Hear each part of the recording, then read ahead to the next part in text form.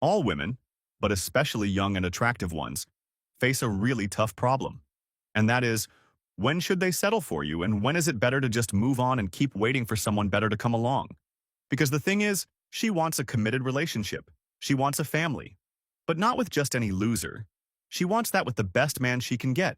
Since she's a teenager, there's been a constant stream of guys hitting on her. And if she's pretty, even more guys approach her. If she works out and takes care of her body, even more and better guys approach her. If she's fun and well-educated, even better candidates show up.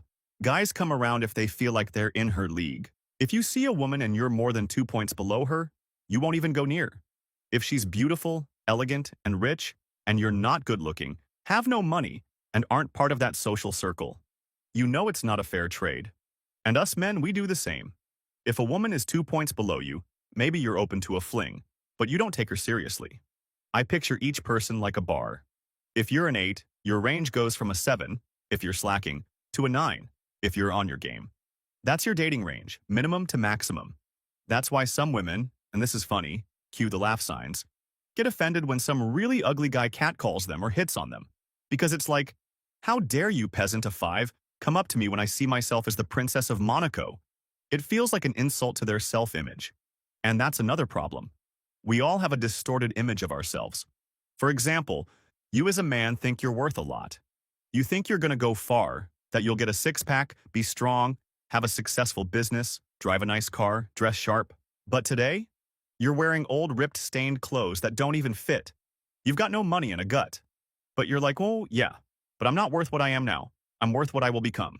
So you think you're a 9. Meanwhile, she sees you as a solid 4, and then you go and hit on her, someone who's an 8. And you think you're offering her a good deal based on who you plan to be.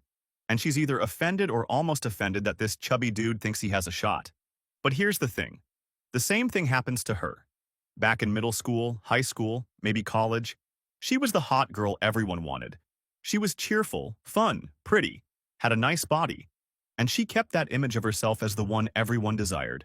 But now she's no longer like that, and won't be again. And that messes up her life because she still thinks she's a 9.